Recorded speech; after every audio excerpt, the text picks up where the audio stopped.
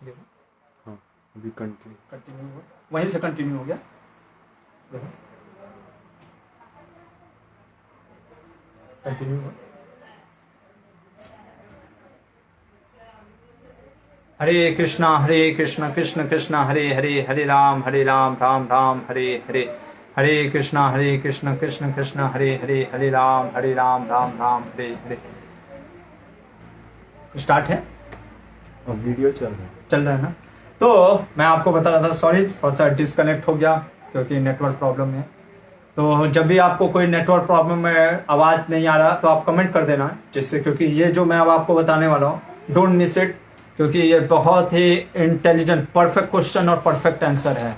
और आपने कभी ऐसा सुना नहीं होगा जो ये क्वेश्चन के आंसर आज देने वाले हैं। मैं बोर्ड पे भी लिखने का प्रयास करूंगा जो जो क्वेश्चन रहेंगे, क्योंकि ये बहुत ही हमारे लाइफ से रिलेटेड है, जीवन के प्रयास से रिलेटेड है। तो पहले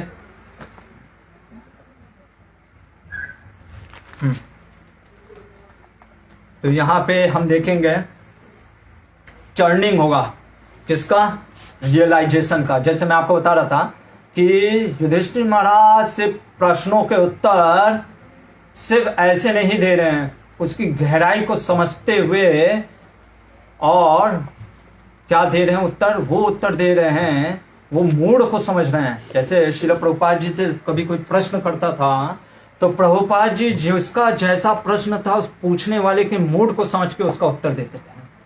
क्योंकि ये हमारा जो प्रश्नों का उत्तर है ये बहुत समझना होगा कि ये गहराई वाला छिपा हुआ और क्या पूछ रहा है। ये सुनने में बहुत स्वाभाविक लगेगा कि क्या ये है, लेकिन उसके अंदर बहुत गुह्यम रहस्य है। और मैंने आपको बताया था कि जैसे यज्ञ शुरुआत में धर्मराज युधिष्ठिर का चेक करने आए होते कि कितना उनको नॉलेज है, बाद में उनको समझ में आता है और फिर वो ज्ञान लेने बैठ जाते हैं। तो शास्त्र में मेंशन है कि गुरु और शिष्य में अंतर क्या है। गुरु ये जानता है कि मेरे को और सीखना है, और ही वांटेड टू अंडरस्टैंड, कि वो जानता है कि मेरे को कुछ नहीं पता है। और शिष्य मतलब वो है जिसको ये नहीं पता कि मुझे पता नहीं है। गुरु को भी पता नहीं है और शिष्य को भी पता नहीं है, क्योंकि ये लर्निंग है। अगर जब हम लर्निंग बंद कर देंगे तब सीखना हम बंद हो जाता है। इसलिए सीखते रहना उपरयान तक। और आज का जो स्टार्टिंग है जिसमें हम देखेंगे कि युधिष्ठिर महाराज का शास्त्र ज्ञान, सिर्फ शास्त्र ज्ञान नहीं, लोक का ज्ञान, लोक ज्ञान नहीं, व्यवहार में वो ज्ञान, क्या उन्होंने प्रश्नों के उत्तर दिए हैं। ये आपको किस चैप्टर में, 313 चैप्टर में मिलेगा। 313 और 314 में लगभग 122 प्रश्न है। पहला प्रश्न पहला प्रश्न ही देखिए कितना सूक्ष्म है। कई बार अगर आपने देखा होगा तो लोग पहला क्वेश्चन पूछते हैं, चलो इजी पूछ लेते हैं कम से कम। पहला ही क्वेश्चन पूछा, सूर्य को ऊपर कौन उठाता है, उसके चारों ओर कौन चलता है और वह किसमें प्रतिष्ठित है। हर एक प्रश्न को मैं नहीं लूंगा, बीच बीच में छोटा रहेगा, वो आप खुद पढ़ लेना क्योंकि बहुत लंबा है। अगर 122 प्रश्न लूंगा तो शायद 3-4 दिन निकल जाएंगे, 5-6 दिन। फिर भी प्रश्न क्या है, सूर्य को ऊपर कौन उठाता है।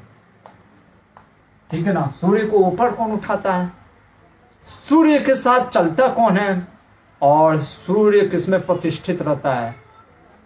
Who rises the sun,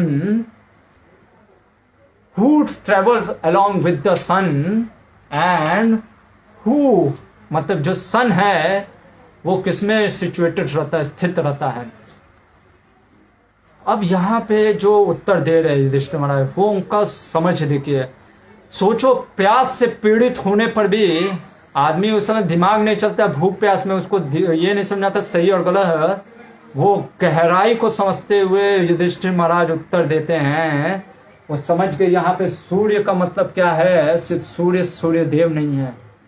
सूर्य का मतलब एक और चीज होता है, ज्ञान। जैसे सूर्य का उदय होता है ना, जैसे ज्ञान, नॉलेज। तो नॉलेज कहाँ से मिलता है, नॉलेज का उदय कहाँ से होता है, वेद से। कहाँ से, वेद से। इसलिए वो बोलते हैं ब्रह्म, ब्रह्म या वेद। वेद से नॉलेज हमें प्राप्त होता है, पहला चीज। दूसरा चीज, जो सूर्य के साथ घूमता कौन है, सूर्य के साथ चलते कौन है, तो शास्त्र कहता है जिसको सीखना है, जिसको ज्ञान लेना है, वो इंद्र तृप्ति में नहीं लग सकता। Learning and sense gratification go ill together. जिसको अगर ज्ञान लेना है, जिसको कुछ प्राप्त करना है, तो उसको तपस्या करना पड़ेगा। अगर विद्यार्थी मेहनत नहीं करेगा तो वो ज्ञान प्राप्त नहीं कर पाएगा। ये सोचेगा मैं तो सोता हूँ, तो सोते हुए शेर के मुख में भी भोजन नहीं आता। भोजन करने के लिए भी तो जाना पड़ेगा थाली लेकर के, नहीं तो सोचेंगे कि कोई प्लेट में लेकर के आ जाए, ठीक है लेके आ जाएगा। कोई सोचेगा खिला दे तो खिला भी देगा, लेकिन दांत तो लग चबाना पड़ेगा, मुंह तो हिलाना पड़ेगा। तो उसी तरीके से वो कह रहे हैं, कहने का मतलब अगर हमें कुछ सीखना है तो इंद्रिय तृप्ति नहीं करना होगा।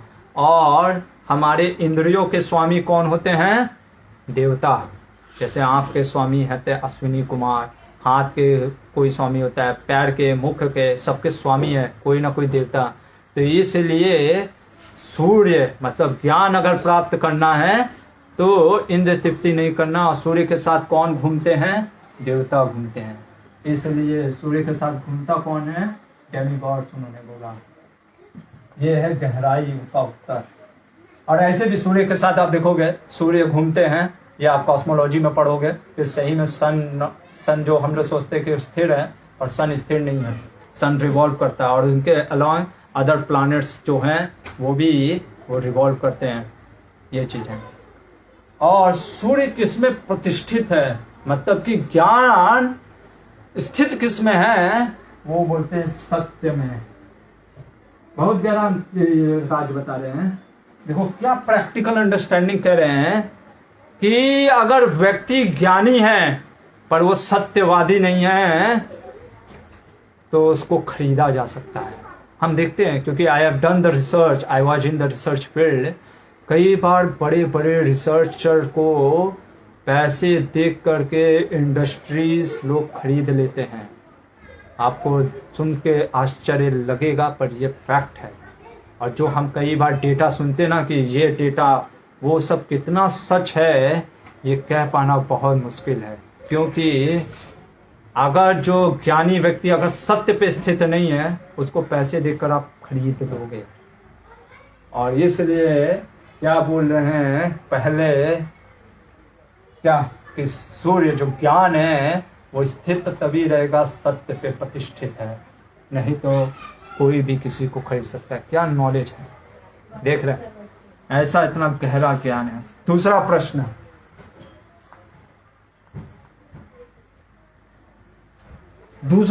पूछते हैं, मनुष्य को श्रोत्रिय किसमें होता है, क्या चीज उसको सुनना चाहिए?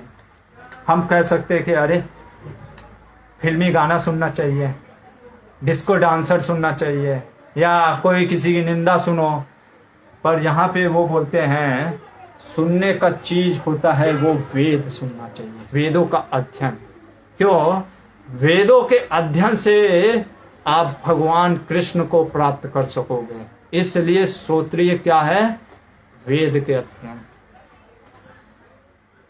प्राप्त है, यश कैसे प्राप्त हो सकता है, मतलब कि नेम फेम कैसे प्राप्त हो सकता है?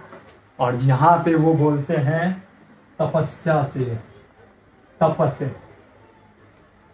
कहने का मतलब है, तपस्या का मतलब क्या कहना चाह रहे हैं यहाँ पे ऋषि महाराज, कि जैसे तपस्या मतलब होता है कि ना चाहते हुए भी आपको कुछ कार्य करने पड़ते हैं। तपस्या कंसिस्टेंसी के साथ हमेशा लगे रहना और नया नया चीज सीखना, यही तपस्या है। जिस दिन हम सीखना बंद कर देते हैं उस दिन समझ लेना हम बंद हो गए। तपस्या क्या है? सीखते रहना और हमेशा कार्य करते रहना। हम कई बार देखते हैं कुछ लोग होते हैं कार्य प्रारंभ तो कर देते हैं लेकिन उसको हमेशा करते रहना ये उनके लिए तपस्या हो जाता है। हर दिन सुबह उठ करके मंगला आरती करना, हर दिन सुबह उठ करके 16 माला का जप करना ये तपस्या है। एक दिन करता है व्यक्ति लेकिन अगले दिन शायद नहीं कर पाता है, इसीलिए ये तपस्या है। और जो इस तपस्या को करता है उसी को यश की प्राप्ति होती है, ऐसा ये बोलते हैं युधिष्ठिर महाराज। उसके बाद पूछते हैं कि हमें दूसरे का मदद मतलब कैसे प्राप्त हो सकता है। क्या कह रहे हैं कि दूसरे का मदद कैसे प्राप्त हो सकता है। तो कैसे प्राप्त हो सकता है वो कहते हैं क्या, धैर्यता या करेज से, हिम्मत करने वाला व्यक्ति उसी को प्राप्त होता है। क्या क्या प्राप्त होता है, मदद। प्रार्थना और प्रयास दोनों जरूरत होता है, पसीना और प्रसाद दोनों जरूरत होता है। जिसने कभी पसीना नहीं बहाया है उसको कभी ये नहीं बोलना चाहिए कि ये मेरे भाग्य में ही है और कृष्ण ऐसा चाहते हैं, गलत है। जब एक किसान को हम देखते हैं इतना बोझ करने के बाद भी, इतना कष्ट उठाने के बाद भी पसीना ऐसे निकाल करके ऐसे गिराता है और उससे पूछो कि अरे इतना आप कष्ट क्यों कर रहे हो, तो कहता है कि ये जो माथे में लकीर लिखा है ना साहब, ये मिटाया नहीं जा सकता। वो बोल सकता है क्योंकि वो पसीना बहाने के बाद बोल रहा है। इसलिए आप देखोगे प्रयास और प्रार्थना दोनों कितना आपस में जुड़ा है। इसलिए तो हमको सिर्फ और सिर्फ ये नहीं करना चाहिए आप मेरे लिए प्रार्थना करना प्रभु जी, आप मेरे भगवान मेरे लिए सब कुछ करेंगे। हाँ करेंगे, पर आप प्रयास भी तो करो। इसलिए दोनों साथ चलता है, हमारा प्रयास और दूसरा किसी का प्रार्थना। अगर सिर्फ और सिर्फ प्रार्थना पे निर्भर रहेंगे तो प्रयास अगर नहीं किए होंगे तो फिर क्या, भगवान कहेंगे प्रयास किया होता तो मैं तुमको दे दिया होता। तो इसलिए यहाँ पे कह रहे हैं प्रयास और प्रार्थना दोनों जरूरी है। आगे बोलते हैं और किससे बुद्धिमान होता है, किससे व्यक्ति बुद्धिमान होता है, बुद्धिमान हम कैसे हो सकते हैं। बहुत सुंदर चीज बोलते हैं, कहते हैं वृद्धों की सेवा करने से व्यक्ति बुद्धिमान हो जाता है। किसकी सेवा करने से, वृद्धों की सेवा करने से व्यक्ति बुद्धिमान होता है। प्रश्न होता है वृद्ध है फिर कौन, क्या सिर्फ उम्र में बढ़ जाने से कोई व्यक्ति वृद्ध हो जाता है। तो वृद्ध का मतलब यहां पे है टू ग्रो, जो जीवन में बड़े हैं।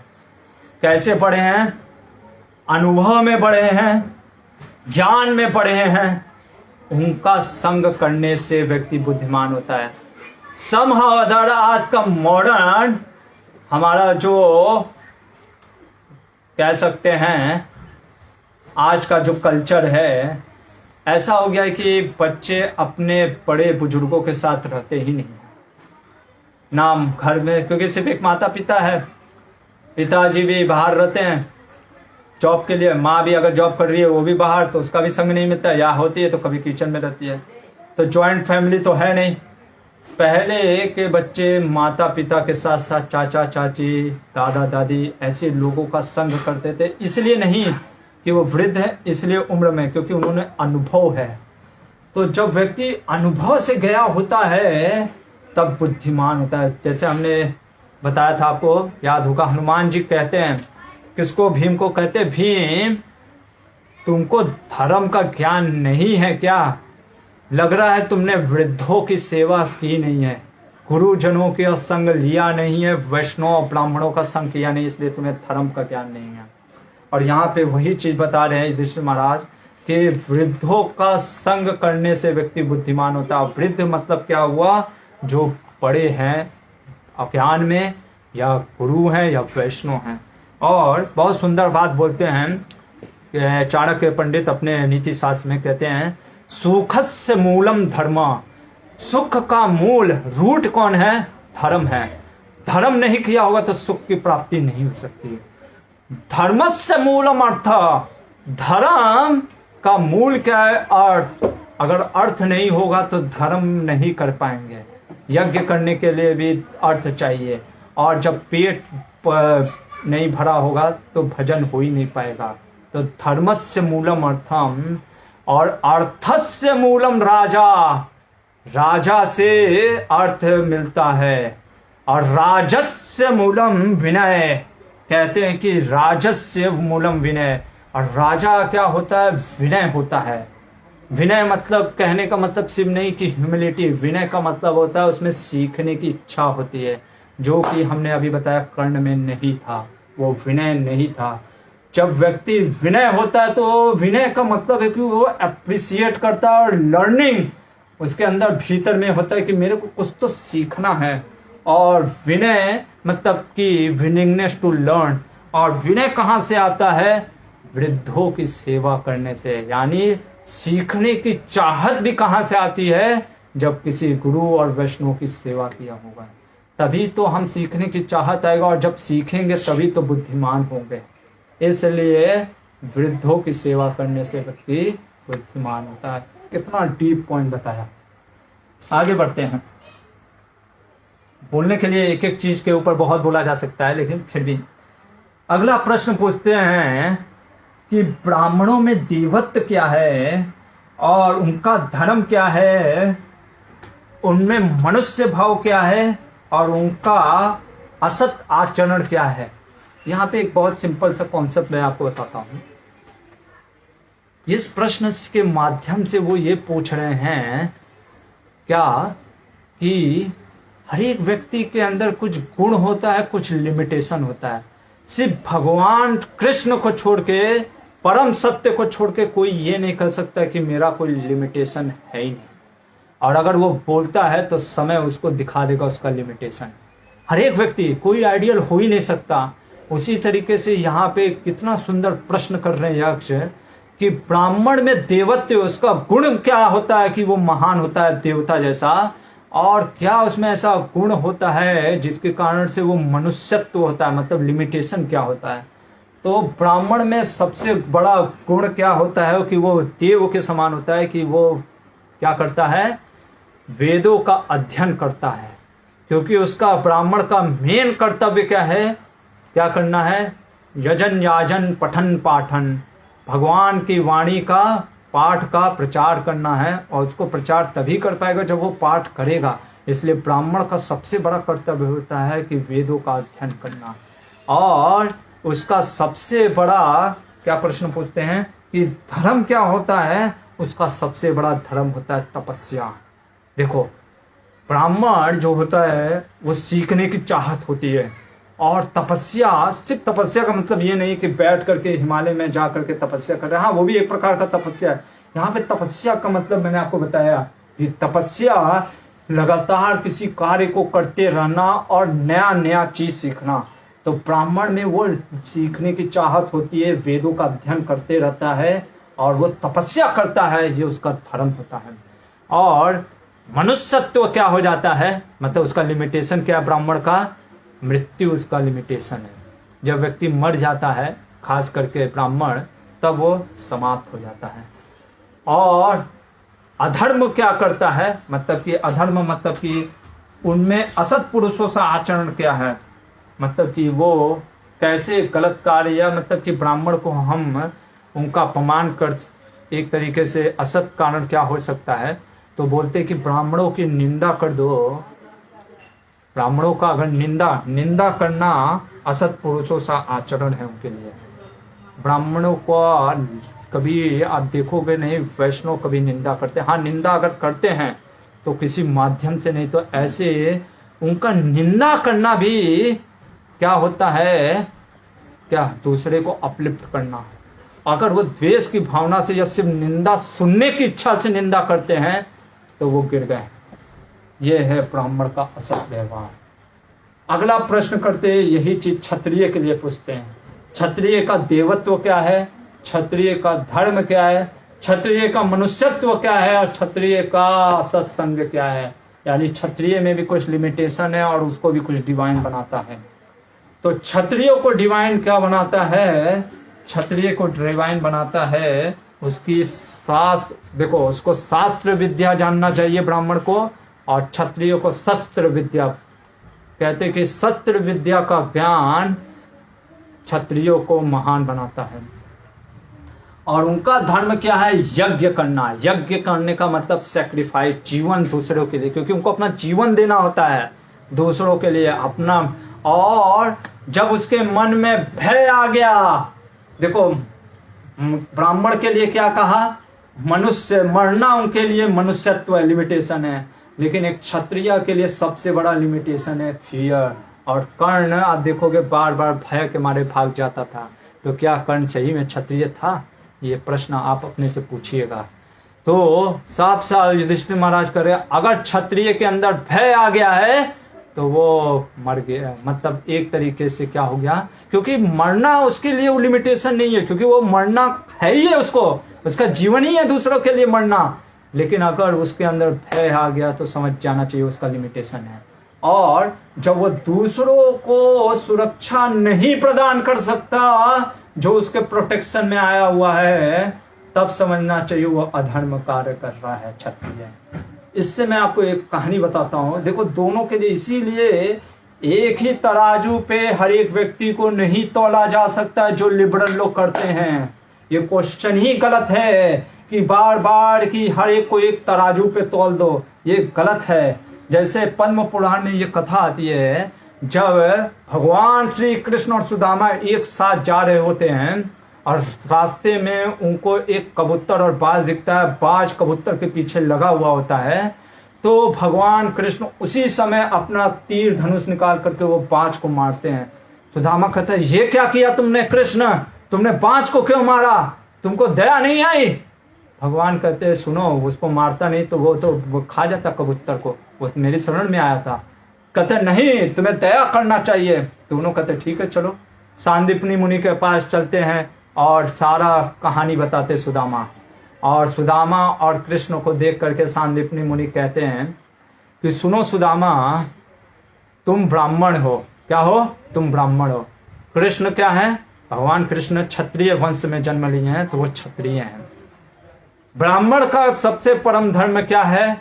क्या है? दूसरों को दया देना, दया करना। क्षत्रिय का धर्म है सबसे बड़ा प्रोटेक्शन करना। क्या करना? प्रोटेक्शन देना।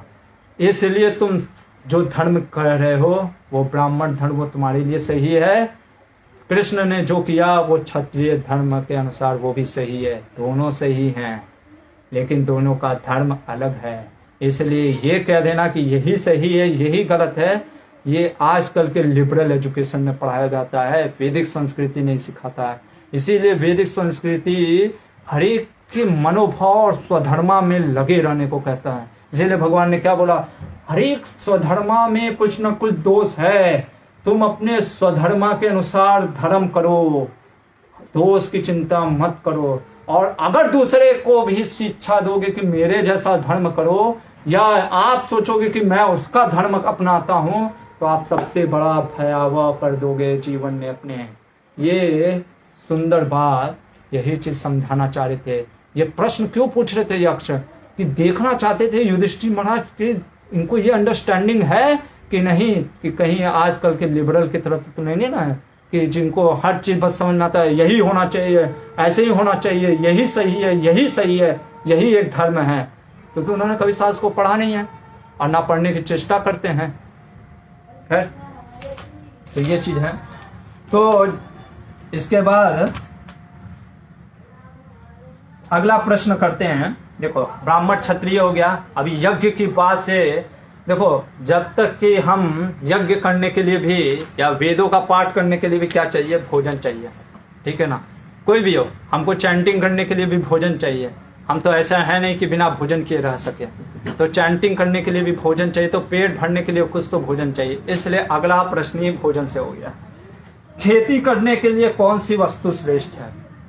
कौन सी वस्तु श्रेष्ठ है? तो बोलते हैं कि वर्षा, क्योंकि बिना पानी के, बिना वर्षा के खेती की नहीं जा सकती। क्या प्रैक्टिकल अंडरस्टैंडिंग है। जबकि ये खुद खेती नहीं करते हैं, लेकिन फिर भी इनको पता है। बोने वाले के लिए क्या श्रेष्ठ है? क्या बोना सबसे श्रेष्ठ है? तो कहते हैं बीज। बीज जो होता है, बीज का संरक्षण करना चाहिए। इसलिए बहुत जरूरी है। आजकल हम देखते हैं कि कई बीज विलुप्त हो रहे हैं। क्यों? क्योंकि आजकल वो चल गया ना, एक मार्केटिंग टाइप का कि यही चीज़ लगाना चाहिए। जैसे हम देखते हैं कि इंडस्ट्रियलाइजेशन के समय भी, ब्रिटिश समय भी, वो कॉटन की जगह पे मतलब कि कुछ और लगवाने का प्रयास करते थे। तो हम देखते हैं कि लोग भी आजकल धान की जगह पे तंबाकू और अफीम उगाना प्रयास करते हैं, सोचते हैं कि ज़्यादा उससे धन मिलेगा। तो इसलिए बीज की संरक्षण करना बहुत ज़रूरी है। और कहते हैं कि धनियों के लिए, जो धनवान व्यक्ति होते हैं उनके लिए सबसे श्रेष्ठ वस्तु क्या है, और क्या बोलते हैं, गौ माता का दूध। क्या बोलते हैं कि गौ सबसे बड़ा धन है। श्रील प्रभुपाद जी भी कहते थे किसी के पास अगर गाय है और कोई जमीन है तो जमीन में वो खेती करके अनाज उपभोग सकता है और गाय से दूध मिल सकता है, उसका जीवन चल सकता है।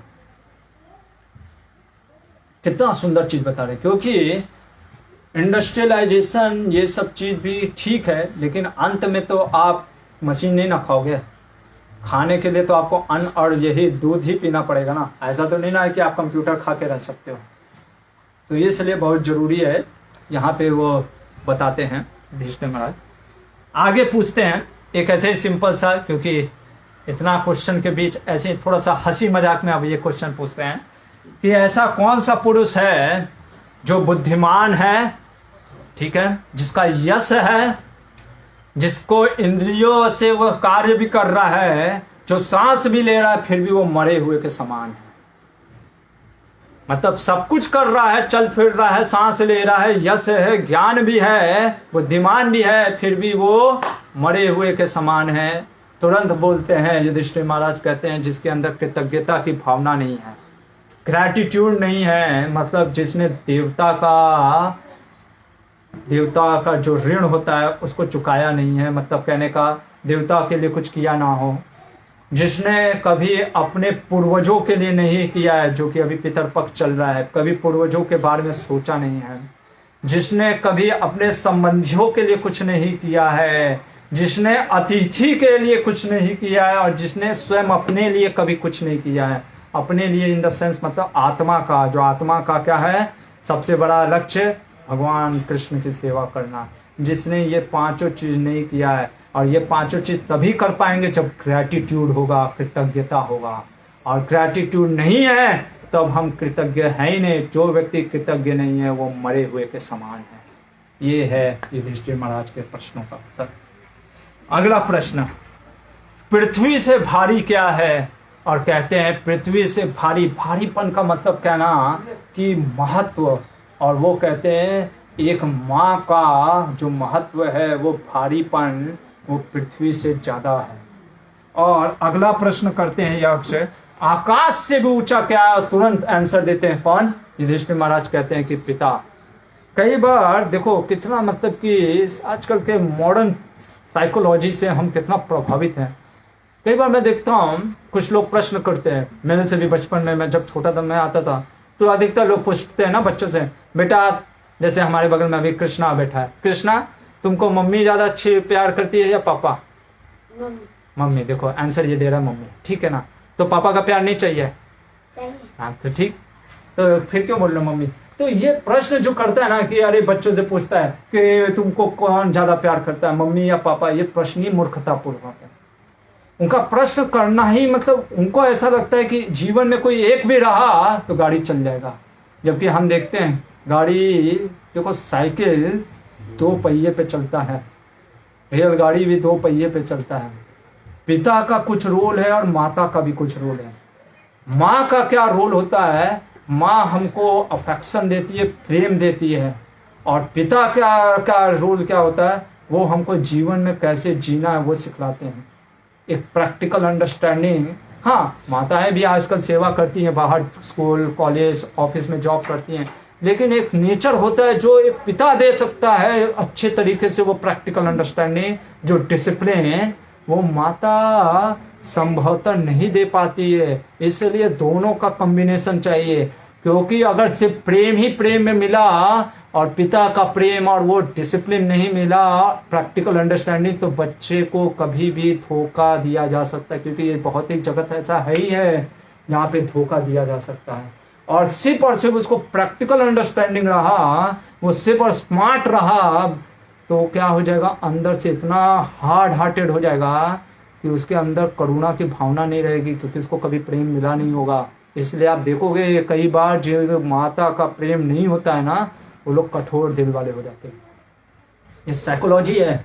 इसीलिए दोनों का प्रेम, ये कहना, ये प्रश्न करना कि माँ मेरे को ज्यादा प्रेम करती है या पिता, दोनों, ये प्रश्न ही गलत है। दोनों का प्रेम जरूरत होता है। तो इसलिए देखो यहाँ पे यक्ष ने जब पूछा कि पृथ्वी से भारी क्या है, तो माँ, और आकाश से भी ऊंचा क्या है, तो स्वयं, क्योंकि उनको भी पता है, यक्ष को भी पता है कि सामने वाला उत्तर कौन दे रहा है, और युधिष्ठिर महाराज को भी पता है कि पूछने वाले का भाव क्या है। सोचो, इतना प्यास में भी उस सामने वाले के प्रश्नों के महिमा को समझते हुए उत्तर दे रहे हैं। तो इसलिए दोनों माता पिता के महत्व को बतलाते हुए अगला प्रश्न करते हैं कि वायु से भी तेज चलने वाला क्या है। ये तो संभवतः सब जानते हैं, सिंपल सा आंसर है, मन। मन जो होता है वो वायु से भी तेज चलता है। और तिनकों से भी अधिक क्या होता है, एक तरीके से कह सकते हैं आज के मॉडर्न कॉन्सेप्ट में, कि जो बालू के कण होते हैं उससे भी ज्यादा क्या होता है, तो वो होता है चिंता। व्यक्ति इतना चिंता लिया रहता है, इतना ज्यादा उसको एंजाइटी होता है कि वो तिनकों से भी अधिक उसकी संख्या होती है। अगला प्रश्न, कौन होता है जो सोने पर आंख नहीं मूंदता? मछली। लेकिन यहाँ पे गहराई में एक और चीज उत्तर देते हैं युधिष्ठिर महाराज, जब तक जीवात्मा जो मनुष्य है उसका आंख मूंदता नहीं है, मतलब वो मरता नहीं है, तब तक उसका संबंध चलता रहता है। एक बार ये शरीर खत्म, उसका संबंध खत्म हो जाता है।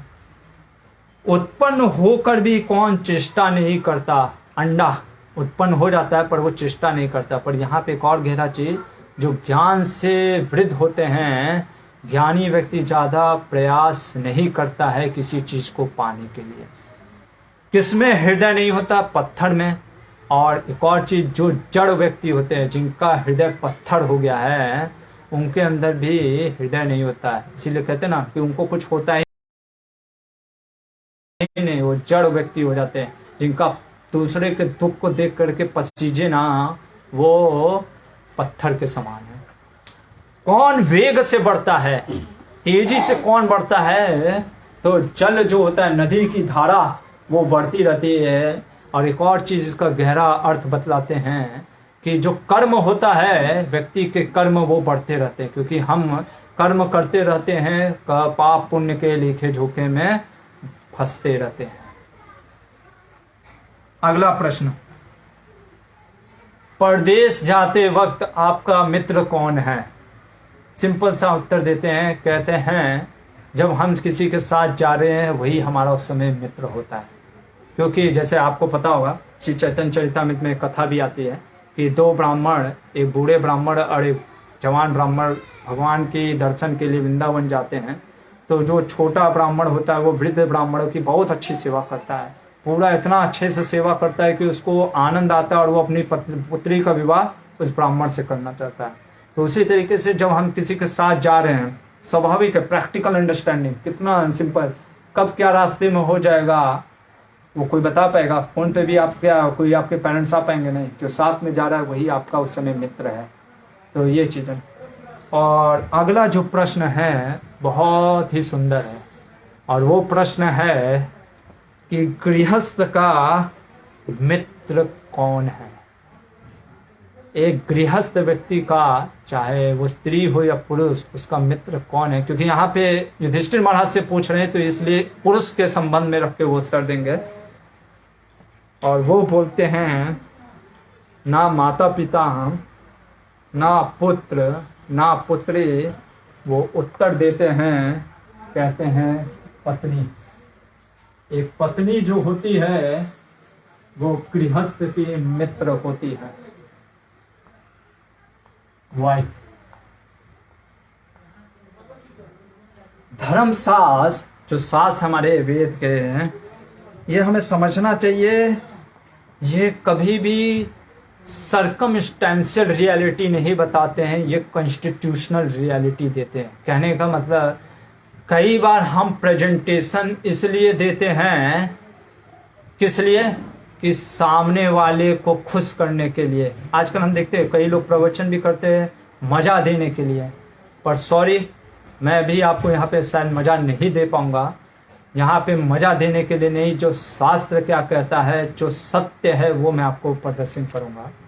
तो युधिष्ठिर महाराज, कई लोग कह सकते हैं अरे पत्नी को या मतलब स्त्री जाति को खुश करने के लिए उन्होंने ऐसा बोला। नहीं, वो जो कॉन्स्टिट्यूशनल रियलिटी है, क्योंकि लग सकता है ना, क्योंकि और सोचो उत्तर कौन दे रहा है? युधिष्ठिर महाराज। उनके जीवन से लगता ही नहीं है कि वो कभी रोमांटिक होंगे, लेकिन फिर भी वो उत्तर क्या दे रहे? पत्नी। क्यों? क्योंकि अगर आपने जैसे विवाह में एक मंत्र होगा, पता नहीं आपने कभी सुना होगा कि नहीं, क्योंकि अधिकतर लोग विवाह के वक्त, I don't know whether they, जब 7 फेरा लेते हैं तो ये पुरोहित कहते हैं सखा सप्तपदा भव, सखायो सप्तपदा बभूव, सख्यम ते गमेयम, सख्या ते मयोसम, सख्यान में मयोष्ठा। कहने का मतलब मैं 7 स्टेप आपके साथ ले रही हूँ, पत्नी बोलती है। क्यों? क्योंकि सखा भाव से, फ्रेंडशिप, हम लोग साथ में चलेंगे फ्रेंडशिप के तहत।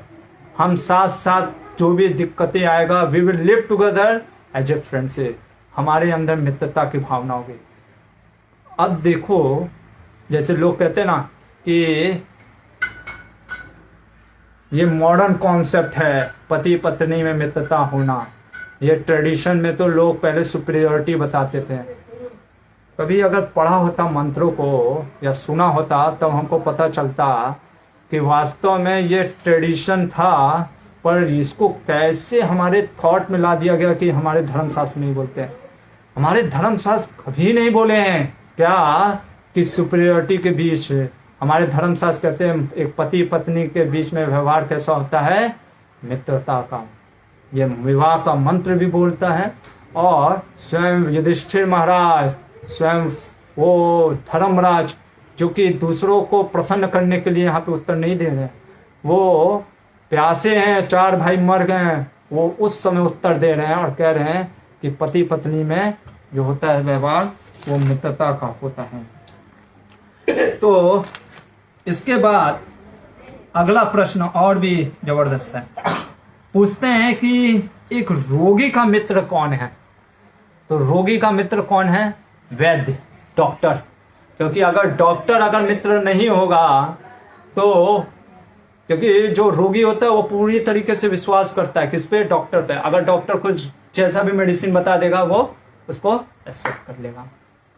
अगला प्रश्न बोलते हैं कि मृत्यु में पहुंचे हुए व्यक्ति का सबसे बड़ा मित्र क्या है? तो वो कहते हैं दान।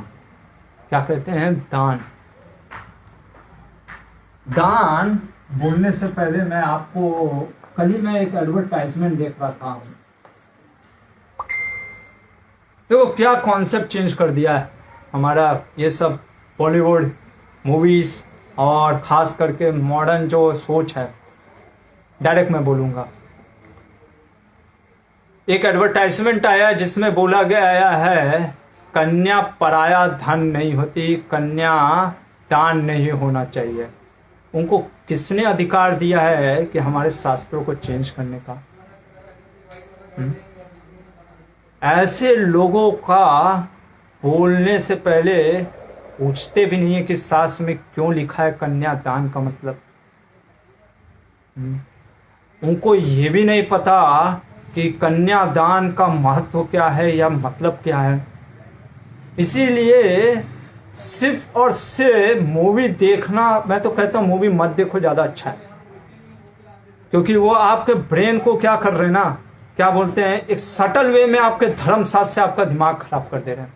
एडवर्टाइजमेंट, उनका तो कोई मतलब है नहीं, उनको तो सिर्फ पैसा ही कमाना है और उसके लिए वो कुछ भी धर्म के चीज़ को बदल देंगे। और हम भी सुन लेते हैं और फिर हमारे दिमाग में कहा ना मैंने, बार बार गलत सुनोगे तो आप भी क्वेश्चन उठा दोगे। दान का मतलब ही गलत लोग समझते हैं। दान का मतलब लोग आज क्या समझते हैं, फ्रिज खराब है दे दो मंदिर में, टीवी खराब है नहीं चल रहा है दे दो मंदिर में, गाड़ी खराब है, दे दो मंदिर में, ठीक है। तो दान का मतलब ये लोग आज ये समझ गए जो चीज हमारे उपयोग में नहीं आ रहा है, जो बोझ बना हुआ है, वो दान कर दो। पर ये दान का कॉन्सेप्ट नहीं है धर्म शास्त्रों के अनुसार। और जब कन्या दान, पराया धन जो बोल रहे हैं ना कि पराया धन होती है, ये हमारा टर्मिनोलॉजी हो सकता है। शास्त्र ने, आप देखोगे इसी महाभारत में जब 3 ज्योति की बात कर रहे होते हैं भीम, तो क्या बोलते हैं? एक ज्योति, कन्या एक ज्योति होती है, स्त्री एक ज्योति होती है। ज्योति मतलब वो दूसरे के घर में जा करके वो ज्योति जगमग कर देती है दूसरे के घर को। लेकिन अगर उसी ज्योति को सही प्रकार से उसको प्रेरणा नहीं दिया गया, वो ज्योति अग्नि में बदल जाएगी और जला देती है घर को। ये चीज को समझा नहीं हमने, और इसलिए हम बकवास करते हैं कि कन्या दान नहीं होना चाहिए, कन्या पराया धन है। ये टर्मिनोलॉजी कहाँ से आया ये आप देखो। हो सकता है किसी ने बोल दिया, लेकिन आप तो शास्त्र को समझो। कन्या दान इतना महान दान होता है कि जिस घर में जिसकी पुत्री नहीं होती है, लोग कहते हैं हमको कन्या दान करने का अवसर देना। दान का जब मैंने आपको लेक्चर में बताया गया, उसमें आप जाके सुनना कि दान देने वाला ज्यादा महान होता है बल्कि लेने वाले से। इसीलिए जब दान देते उसका हाथ ऊपर होता है, जो लेता है उसका हाथ नीचे होता है। क्योंकि हमारा दान का कॉन्सेप्ट बिगड़ गया है, हमको लगता है जो खराब चीज है उसको दान देना, इसलिए हम ये सोचते कन्या दान। वो आपका दिमाग खराब हो गया है ना। शास्त्र जब कन्यादान की बात कर रहा होता है तब वो बताता है कि आप एक ज्योति दे रहे हो, इसलिए उसको ऐसे सोच समझ के देना चाहिए कि सामने वाला जो है उसको सही से ट्रक पाएगा कि नहीं। इसलिए कन्यादान को महान दान कहा गया है।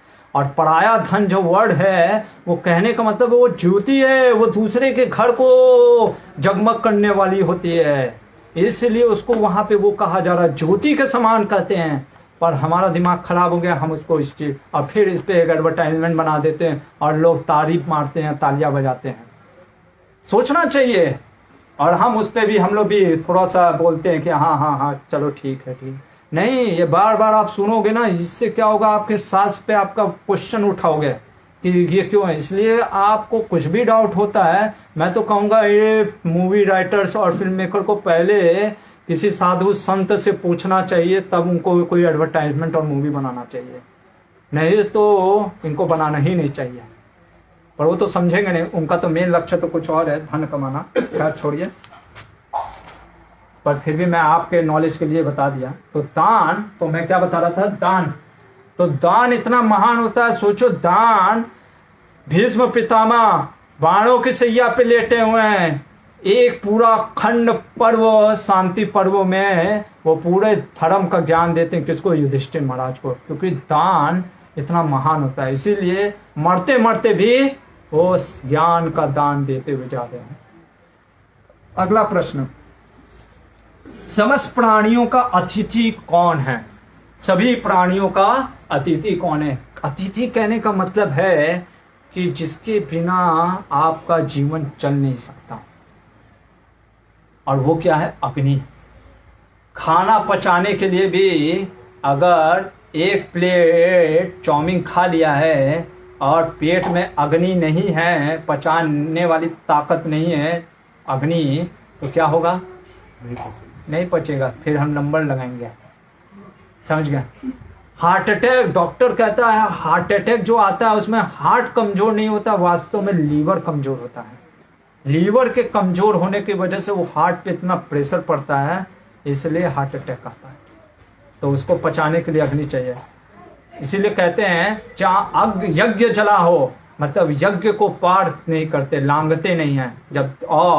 जब दो बड़े ज्ञानी बात कर रहे होते हैं उसके बीच से जाते नहीं, क्योंकि वहां पे क्या यज्ञ चल रहा है, वहां पे धर्म की बात चल रही है, वो भी एक यज्ञ है, और वहां पे अग्नि चल रहा है। उसी तरीके से जब दो क्षत्रिय तलवार लड़ रहे हैं, बीच में नहीं आना चाहिए, नहीं तो आपका गर्दन उड़ जाएगा। इसका एक और गहरे का मतलब अर्थ है, जब दो लोग बात विवाद कर रहे हैं या लड़ रहे हैं, अगर आप शक्तिशाली नहीं हो तो आपको नहीं जाना चाहिए दो लड़ाई के बीच में, वरना आप पीस जाओगे। कितना प्रैक्टिकल अंडरस्टैंडिंग दे रहे हैं युधिष्ठिर महाराज। वो भी प्यासे होकर के, मैं ये सोच रहा था इतना मतलब कि धर्म में स्थित हैं, आदमी को प्यास लगता है तो पहले सोचता है अरे पानी दो, और यहाँ पे क्वेश्चन केबीसी नहीं हो रहा है कि बैठ करके आपको पैसा मिलेगा। अरे इनको पता नहीं कब क्वेश्चन बंद होगा। केबीसी में तो पता होता है कि हाँ 8वां 9वां 10वां क्वेश्चन, यहाँ पे ये क्वेश्चन पे क्वेश्चन पूछे जा रहे हैं और प्यासे हैं। 4 भाई मरे पड़े हैं, पता नहीं क्या होगा, उधर द्रौपदी है, राज्य मिलेगा कि नहीं, फिर भी प्रश्न का उत्तर दे रहे हैं। और क्या उत्तर दे रहे हैं जो कि इतना गहरा उत्तर, और प्रश्न पूछने वाला भी बस ऐसे लग रहा है कि प्रश्न सिंपल है, ऑब्जेक्टिव है, जैसे आजकल ऑब्जेक्टिव चलते हैं ना, यस एंड नो वाला, लेकिन वो उत्तर भी इतना ही गहरा दे रहा है। अगला प्रश्न करते हैं, सनातन धर्म क्या है? तो सनातन धर्म क्या है? कहते हैं वो सनातन धर्म होता है जो कि आपको लिबरेशन के पाथ पे ले जाने वाला है। कौन सा? लिबरेशन के पाथ, मतलब मोक्ष। यहाँ पे वो एक और चीज कहना चाह रहे हैं, जिस रिलेशनशिप में, जिस रिश्ते में आपको एक फ्रीडम का अनुभव नहीं हो रहा है, वो रिश्ते ज्यादा दिन नहीं रहते हैं, वो टूट जाते हैं। कहने का मतलब है जिस भी रिश्ते में, चाहे पति पत्नी का रिश्ता हो, माता पिता का रिश्ता हो, या कोई भी रिश्ता में अगर आपको बंधन महसूस होता है, एक ना एक दिन वो बंधन तोड़ करके हमारा वो रिश्ता टूट जाएगा। इसलिए वो कह रहे हैं कि जिस रिश्ते में या जिसमें आपको अनुभव नहीं हो रहा है, क्या? लिबरेशन, फ्रीडम का, यानी संबंधों में भी एक स्वतंत्रता का महसूस होना चाहिए, बंधन का नहीं। अगला चीज, अमृत क्या है? और गाय का दूध अमृत है। किसी ने गांधी जी से बोल दिया कि गाय का दूध जो है वो खून से बनता है, इसलिए आप मत पिया करिए, और गांधी जी भी मान गए और जीवन भर दूध नहीं पिए। फिर लगा पता, किसी ने उन्हें बताया भैया ठीक है दूध खून से बना होता, पर वो ट्रांसफॉर्म हो गया है, वो खून अब नहीं रह गया दूध। तो कहते पर मैंने प्रतिज्ञा ले लिया, अब तो मैं नहीं पी सकता। तो यानी प्रतिज्ञा लेते वक्त भी हमें सोचना चाहिए, भावनात्मक होकर के नहीं, धर्म के अनुसार प्रतिज्ञा लेना चाहिए। और यहाँ पे स्वयं बोल रहे हैं कि अमृत क्या है? गाय का दूध। तो विश्व प्रभुपाद जी भी कहते थे, जब हम गाय का दूध पीते हैं तो जो हमारा जो मन है और खास करके जो अंदर के जो पूरे इंद्रियां हैं, वो गहरे धर्म को समझने के लायक हो जाती है। क्योंकि आजकल हम गाय का दूध पीते नहीं हैं, पैकेट का दूध पीते हैं, इसलिए हमको फिल्मों की बातें ज़्यादा सुनने और अच्छी लगती है, ना कि धर्म की बात। ये कारण हो गया। ये सारा जगत किससे चल रहा है? वायु इसके पीछे है, वायु ये सारा जगत है। अभी देखो अगला प्रश्न, अकेला कौन चलता है? और बोलते हैं सूर्य। अभी आपको अगर प्रभु जी आपने उस समय बोला कि सूर्य के साथ तो पूरा वो ग्रह चलते हैं, सारे देवी देवता, और यहाँ पे आप कह रहे सूर्य अकेले विचरते हैं। देखो वही व्यक्ति बात को अभी अलग तरीके से बता रहे हैं, इसीलिए समझना चाहिए। इसीलिए मैं बार बार कहता हूँ शास्त्र हमारे बहुत कॉन्टेक्चुअल है।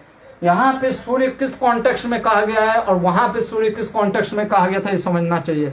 नहीं तो हम सोचेंगे यहाँ पे भी सूर्य है, वहां पे भी सूर्य है, वहां पे तो आपने कहा कि साथ चलते हैं, यहाँ पे विचरते अकेले क्यों? यहाँ पे जब वो पूछ रहे अकेला कौन विचरता है, यक्ष जब पूछ रहे थे तो धर्मराज युधिष्ठिर समझ गए थे कि अकेला वही व्यक्ति चलता है जो करेजियस होता है। जैसे सिंह होता है वो झुंड में नहीं चलता है, वो अकेले चलता है। लोनलीनेस और एलोन रहने में अंतर है, अकेलापन और अकेले चलने में अलग है बात है। अकेलापन आप साथ में रहकर भी अकेलापन महसूस करते हो। कई बार लोग बोलते हैं प्रभु जी है सब लोग, लेकिन फिर भी एक अकेलापन का महसूस हो रहा है। क्यों? क्योंकि आपको भय है। आपका क्या है? रिश्तों में भय है, या रिश्तों में आपका प्रेम नहीं है, इसलिए आपको अकेलापन महसूस हो रहा है। और अकेला चलना मतलब सिंह की तरह कि हाँ मैं इतना करेजियस हूँ, भय नहीं है, ताकत है। और करेज सिर्फ साहस ये नहीं होता है। एक शराबी व्यक्ति भी शराब के नशा में गाड़ी चल रहा होता है, उसमें दौड़ जाता है, तो इसका मतलब ये नहीं समझना चाहिए कि अरे वाह देखो कितना साहसी है वो, क्योंकि शराब के नशे में उसको तो पता ही नहीं चल रहा कि गाड़ी आ रहा है या जा रहा है, इसलिए वो दौड़ जाता है और जब ठक्कर लग जाता है तब पता चलता है अच्छा। इसलिए करेज सिर्फ इस तरीके से नहीं पता चलता, ये फुलिशनेस है, ये मूर्खता है। करेज कैसे आता है? जब भगवान या भगवान का आश्रय लिए होते हैं तब जाके करेज आता है। और इसलिए यहाँ पे ये कह रहे हैं कि सूर्य क्योंकि अकेले विचरते हैं, इसलिए सूर्य अकेले होता उत्पन्न, इसलिए जो सूर्य तेज का समान होता है, पराक्रम का होता है, इसलिए जो सूर्य के जैसा होता है वो अकेले विचरता है। एक बार हो करके जो फिर पुनः उत्पन्न हो से वो कौन होता है? तो ज्ञान था ना शास्त्र का, यहाँ पे टेक्निकल है। तो उनको पता है कि जो चंद्रमा है जिसको श्राप मिला हुआ है कि वो न्यू मून और फुल मून हर अमावस्या तक वो घटेगा, फिर अमावस्या से पूर्णिमा तक बढ़ेगा, इसलिए वो घटता है फिर बढ़ता है। अमावस्या के दिन शून्य दिखाई देता है और पूर्णिमा के दिन पूर्ण दिखाई देता है, इसलिए चंद्रमा है जो कि घटता है और बढ़ता है, जो फिर से उत्पन्न होता है। अगला प्रश्न, शीत का औषधि क्या है? कोल्डनेस का मेडिसिन क्या है? आप कभी अगर कोल्ड जगह गए होगे, कोल्ड खास करके कश्मीर या इस सब जगह, तो शीत का औषधि क्या है? आप देखोगे वहां पे लोग जो होता है पॉट में आग ले करके चलते हैं। तो अग्नि जो होता है वो क्या होता है? हमको आनंद देता है उस ठंडे में। जैसे हम लोग देखते हैं ना कि कहीं जाड़े बहुत ठंडी पड़ी होती है तो हम लोग आग तापते हैं। तो शीत का औषधि क्या है? अग्नि। और कौन अपने गर्भ में सब कुछ धारण कर लेते हैं, धारण कर लेती है या कर लेते हैं? वो होता है पृथ्वी। पृथ्वी के अंदर सब कुछ होता है, सब कुछ पृथ्वी से ही सब कुछ निकलता है। तेल होता है, अन्न होता है, और वो सब चीज पे, और सब कुछ मिलने के बाद भी पृथ्वी में ही हम देखते हैं। जैसे मल मूत्र भी त्यागते तो वो पृथ्वी में मिल जाता है। तो पृथ्वी सबका वो भरण पोषण करती है। उसी तरीके से वेद के गर्भ में भी ज्ञान होता है। गुरुकुल में मैं जब पढ़ रहा था, एक मंत्र पढ़ा जाता है जब गुरुकुल में बच्चे पास आउट होते हैं, तैत्तरीय उपनिषद का मंत्र। और वो मंत्र गुरु इसलिए पढ़ते हैं, कहते हैं कि तुम गुरुकुल से पास आउट इसलिए हो रहे हो क्योंकि तुम पास आउट हो गए नहीं, कहते हैं तुम्हारा लर्निंग जो है वो कंडीशनिंग बन गया है। मतलब तुम्हारे सीखना, जो तुम सीखने अब तुम्हारी आदत सी हो गई है, इसलिए तुम गुरुकुल से पास आउट इसलिए हो रहे कि अब तुम जीवन भर तुमको सीखना ही है। तो सीखने के लिए हम निकलते हैं, ना कि पास सब कुछ जान गए इसलिए निकलते हैं। इसलिए आप देखोगे वैदिक कल्चर में और आज के मॉडर्न कल्चर में बहुत अंतर है। मॉडर्न कल्चर में शुरुआत में ही लोग बोल देते हैं अरे वाह वाह वाह बेटा तुम कितना महान हो, तुम क्या, मतलब कि कन्वोकेशन कर देते हैं कि तुम बहुत अच्छे हो पढ़ने में। वो कॉन्फिडेंस देते हैं, लेकिन कॉन्फिडेंस के नाम पे आपको अंधकार में भी रखते हैं। वैदिक शास्त्र कई बार आपको बोलते हैं आप कुछ नहीं जानते हो, तो हमको लगता है अरे ये तो हमारा कॉन्फिडेंस तोड़ रहे नहीं है। वो हमको विनम्र बना रहे हैं इसलिए कि सीखने की चाहत हो।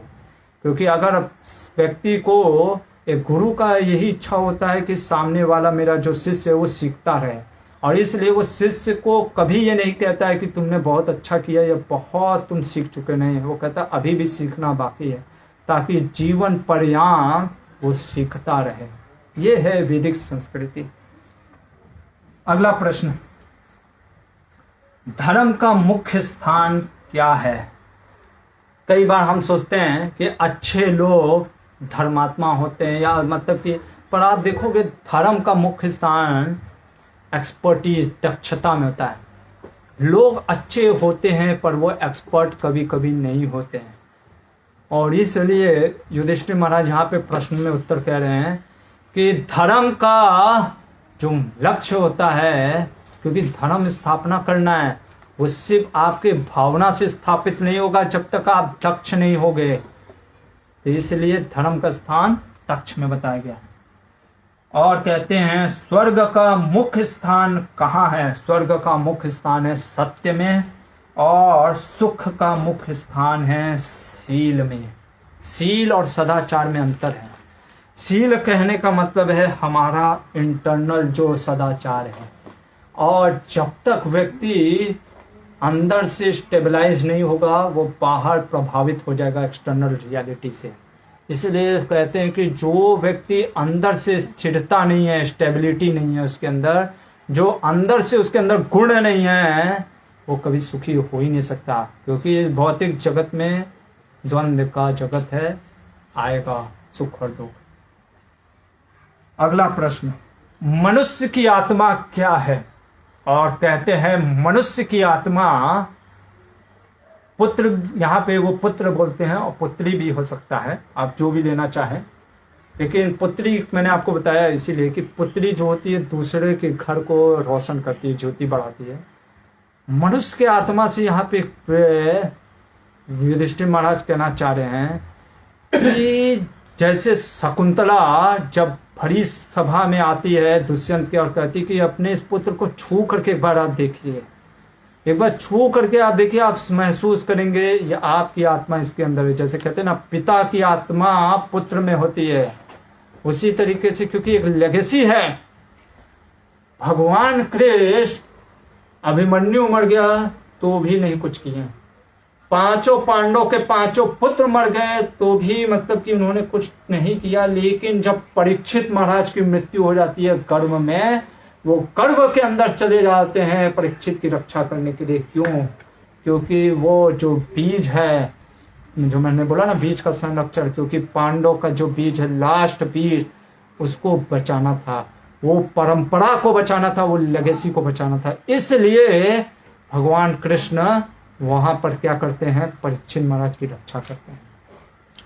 तो इसलिए यहाँ पे कह रहे हैं कि मनुष्य का आत्मा, हम सोच सकते हैं अरे आत्मा तो भगवान का अंश है, हाँ आत्मा भगवान का अंश है, पर यहाँ पे उत्तर वो स्वभाव व्यवहार के रूप में बोल रहे हैं कि एक पुरुष की आत्मा उसके पुत्र में बसती है, क्योंकि वही पुत्र उसकी परंपरा को आगे बढ़ाता है। इसलिए इस प्रश्न का ये उत्तर देते हैं।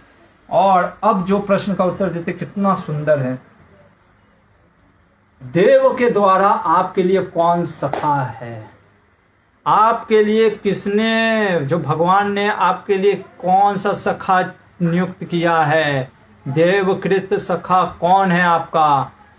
और बहुत सुंदर उत्तर देते हैं और कहते हैं ये हर एक के लिए, अगर एक पुरुष बोल रहा है तो उसके लिए पत्नी है, और एक स्त्री के लिए उत्तर होता तो पुरुष है उसके लिए पति।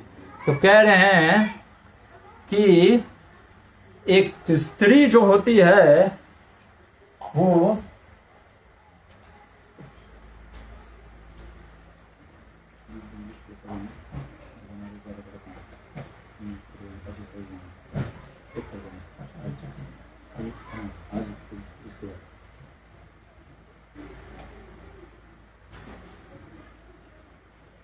हरे कृष्ण, सॉरी थोड़ा सा अर्जेंट आ गया था काम। तो मैं ये बता रहा था कि स्त्री के बारे में बोल रहे होते हैं कि एक स्त्री जो होती है वो एक पति के लिए मित्र होती है। और वो कौन मित्र है? वो कौन सी मित्र है? जिसको देवता या भगवान ने आपके लिए नियुक्त किया है। कई बार हम क्या करते हैं, जैसे हंसी मजाक में गेम खेलते हैं, या जैसे बच्चे हैं इनका कोई मित्र होता है, आज इससे मित्रता करते हैं, कल इससे मित्रता तोड़ देते, फिर दूसरा मित्र अपना लेते हैं। कभी अपने इन मित्रों के लिए जो बस में बगल में बैठा हो या क्लास में बगल में बैठा हो, उसका हम चार्ट लेके नहीं जाते हैं ज्योतिष के पास। किसका लेके जाते हैं? पत्नी का, या पति पत्नी का चार्ट देखा जाता है। क्यों?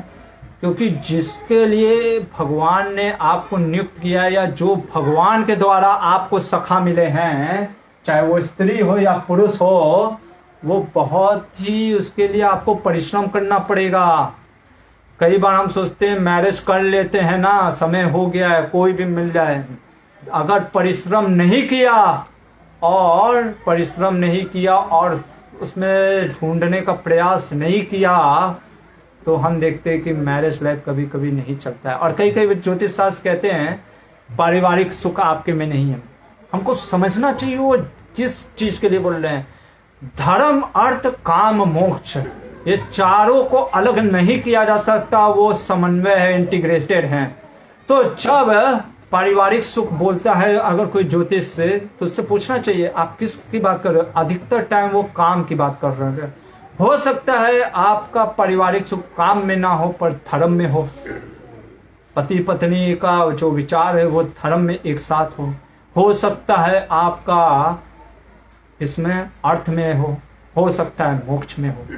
तो इसलिए ये भी समझना प्रयास करें।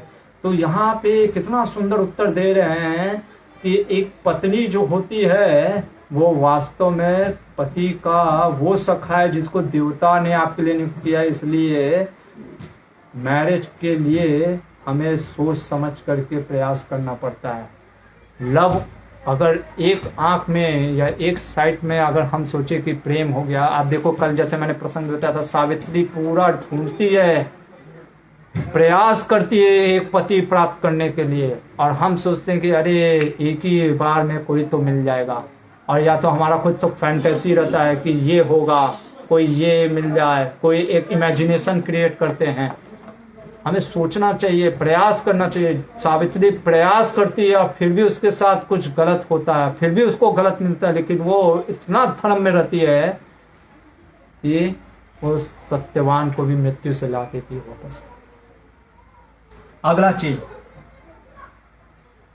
एक्चुअल परम आश्रय जीवन का क्या है, तो वो बोलते हैं दान। फिर दान की महिमा, क्योंकि दान हर चीज में दान, व्यक्ति को कुछ ना कुछ दान करना चाहिए। धन का दान, शरीर का दान, और अगर कोई साधु संत है तो उसको भगवान की वाणी का दान करते रहना चाहिए, प्रचार करते रहना चाहिए। हमारे श्रील प्रभुपाद जी कहते थे कि सबसे बड़ा दान जो है भगवान कृष्ण के प्रचार का दान है।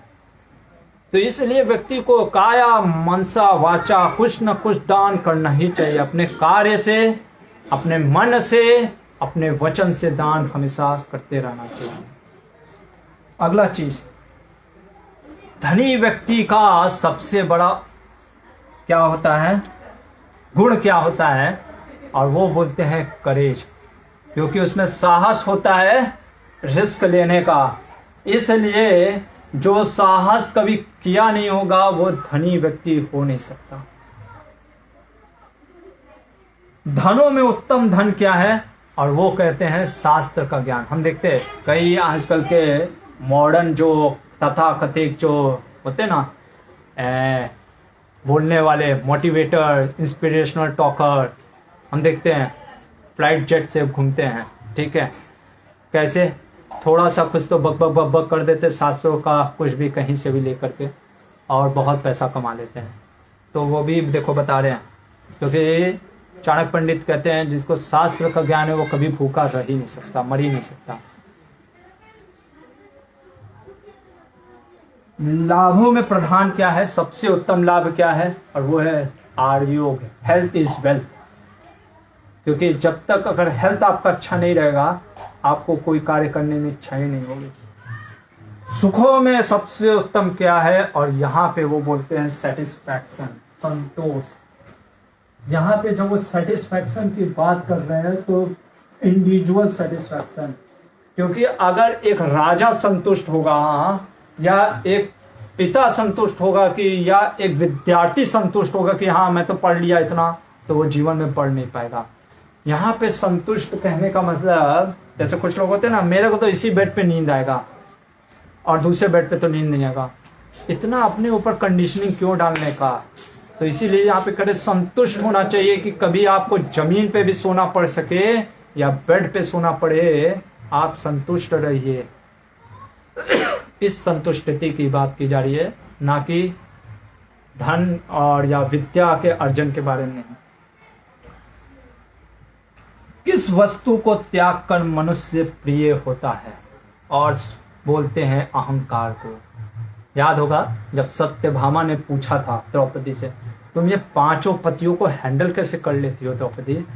द्रौपदी कहती है कि पहला उत्तर देती कि मैं मन से अहंकार को त्याग करके अपने पतियों के साथ चर्चा करती हूँ।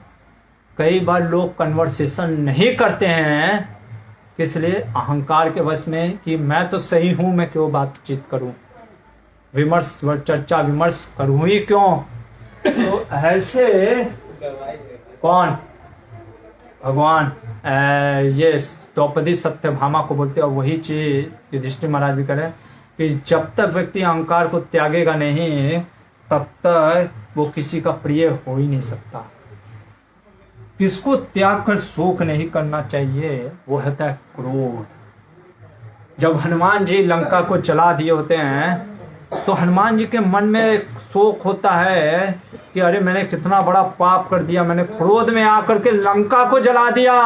माँ सीता यहाँ पे बैठी है, कहीं वो भी तो नहीं ना चल गई। हम लोग भले ही तारीफ करते हैं हनुमान जी का कि क्या उन्होंने लंका जलाया, लेकिन हनुमान जी सोचते हैं कि अरे मैंने कोई बड़ा कार्य कर दिया। तो क्रोध जो होता है उसका त्याग कर देना चाहिए। इसीलिए 11वें स्कंद में भी जब मिलते हैं कौन नर नारायण ऋषि से, इंद्रदेव भेजे होते अप्सराओं को और कामदेव को, और भगवान नर नारायण कुछ प्रभावित नहीं होते, तो नर नारायण ऋषि को कहते कामदेव कि लोग कामना पे तो विजय प्राप्त कर लेते हैं, क्रोध पे विजय प्राप्त करना बहुत मुश्किल है। बड़े बड़े विद्वान भी, विश्वामित्र मुनि भी काम पे विजय प्राप्त कर लिए बाद में, लेकिन क्रोध से फिर गिर गए। तो ये क्रोध इतना खतरनाक चीज है। उसके बाद बोलते हैं और किसको त्याग कर सुखी होता है व्यक्ति, वो है लोभ। जैसे कल मैंने आपको बताया, चींटी कई बार चीनी के बोरे में मृत पाई जाती है। क्यों? क्योंकि वो एक चीनी के दाना को छोड़ नहीं पाती, उसके मिठास को। उसी तरीके से कई बार हम इतने लोभी हो जाते हैं कि उस चीज से निकल नहीं पाते हैं और उसी में फंस जाते हैं, मूव नहीं कर पाते, राइट मूव। इसलिए व्यक्ति को इतना लालची नहीं होना चाहिए। आगे बोलते हैं ब्राह्मण को किस लिए दान दिया जाता है। देखो ये सुनेंगे तो लिबरल लोग का दिमाग फिर, अरे सब शास्त्र में लिखा जाता है ब्राह्मण को दान, ब्राह्मण क्यों दान दिया जाता है। तो वो, और यहाँ पे सबका दिखते हैं, नर्तकों को क्यों दान दिया जाता है, एक्टर एंड एक्ट्रेस के लिए क्यों दान देना चाहिए, दान देना चाहिए। तो यहाँ पे वो पहले ब्राह्मण का दान पूछते हैं। तो ब्राह्मण को दान इसलिए देते हैं क्योंकि ब्राह्मण जो होता है वो धर्म के कार्य में लगा होता है। अब देखो पहले दान पर्सन को, व्यक्ति को देख कर दिया जाता था, पर्सन सेंट्रिक होता था, स्ट्रक्चर सेंट्रिक नहीं। हम दान ब्राह्मणों को क्यों देते थे, वो धर्म का प्रचार करता था। किस लिए देते थे, गुरुकुल बढ़ता था। किस लिए देते थे, वो मंदिर के कार्य में लगाता था। इसलिए नहीं दान देते थे कि हाँ किसी संस्था में दान दे दिए, नहीं। दान भी मैंने आपको जैसे बताया कि दान भी हमें देख करके समझ करके दान देना चाहिए। फिर बोलते हैं नर्तकों को दान इसलिए दिया जाता है, दान इन द सेंस पैसा उनको इसलिए दिया जाता है क्योंकि आपका भी यश बढ़ेगा। क्योंकि आप जैसे किसी चीज में दान देते हो तो आपका यश बढ़ता है ना, हाँ मैंने भी दान दिया उनको, तो ये इसलिए यश बढ़ जाता है। और कहते हैं कि सेवक को दान इसलिए दिया जाता है ताकि उसका पोषण किया जाए।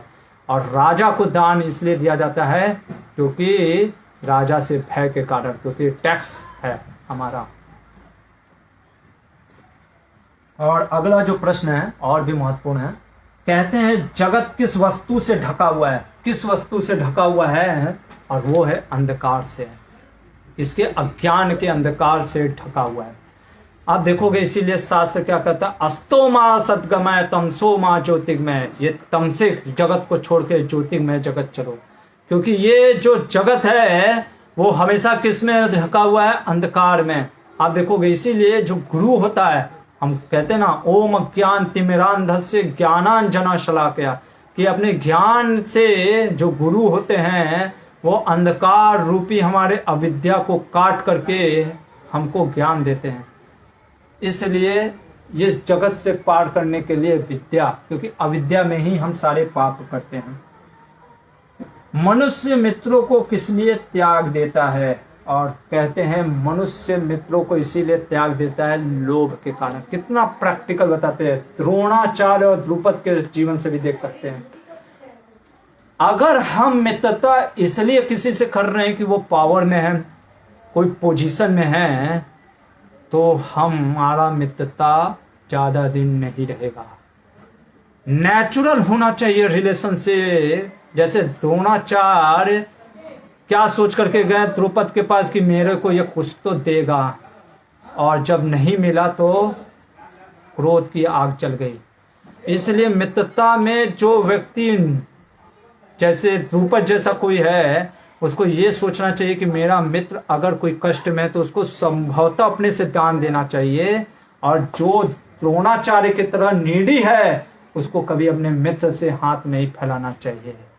ये दोनों का धर्म है। और ये चीज सबसे अच्छा चीज हम देखते किसमें? सुदामा और कृष्ण में। सुदामा इतने मतलब कि निर्धन थे कि उनके पास कुछ खाने को नहीं होता, और लेके भी आए होते क्या? सिर्फ चूड़ा।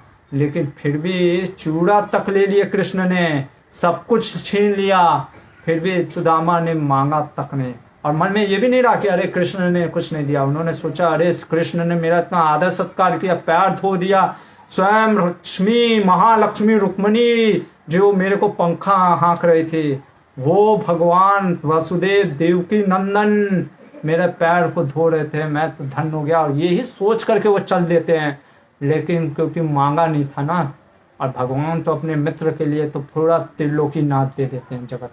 तो ये सीखना चाहिए कि मित्रता नेचुरल होना चाहिए, कुछ लोभ या सत्ता पाने के लिए नहीं। वही चीज का ज्ञान दे रहे हैं युधिष्ठिर महाराज। और अगला चीज कहते हैं स्वर्ग में किस कारण नहीं जाता व्यक्ति, वो है स्वर्ग मतलब कि स्वर्ग के भोग को नहीं प्राप्त कर सकता अगर आसक्ति होगा किसी चीज में।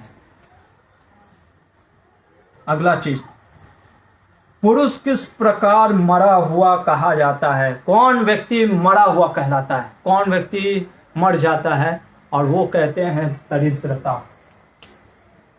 कोई व्यक्ति अगर दरिद्र है तो उसके सारे, एक जगह पे श्रील प्रभुपाद जी भी कहते हैं कि पॉवर्टी आपके हर एक गुणों को खत्म कर देती है, दरिद्रता। क्योंकि दरिद्रता जब इतनी ज्यादा रहती है तो हम देख सकते हैं खुद द्रोणाचार्य के जीवन में, ब्राह्मण होकर के क्योंकि दरिद्र थे, खाने को था नहीं, इसलिए उन्होंने किसको पढ़ाने लग गए? कौरवों को और पांडवों को। और कौरवों के दुर्योधन के जो भी मिथ्याचार या अत्याचार थे उसको भी चुपचाप रहते रहते, और स्वयं बोलते हैं कि अन्न मैंने खाया है युधिष्ठिर, इसलिए मैं कुछ बोल नहीं पा रहा हूँ। तो ये व्यक्ति, जब व्यक्ति दरिद्र होता है तो उसके सारे गुण खत्म हो जाते हैं। राष्ट्र किस प्रकार मर जाता है? और कितना सुंदर उत्तर देते हैं, जब कोई एक सक्षम राजा नहीं है ना तो वो राष्ट्र मर जाता है। दो चीज आपको मैंने शायद बताया भी होगा, जब वो एक चक्रा नगरी में भी गए होते हैं, और याद होगा ब्राह्मण ने कहा होता है कि नीति कहता है सबसे पहले अगर कहीं धन कमाने जाओ तो वहां पे देखो वो राजा कौन राज्य कर रहा है। क्योंकि अगर राजा सक्षम नहीं है, आपने अगर धन कमा भी लिया है तो क्या होगा? सारा धन आपका वो लेके चल जाएगा।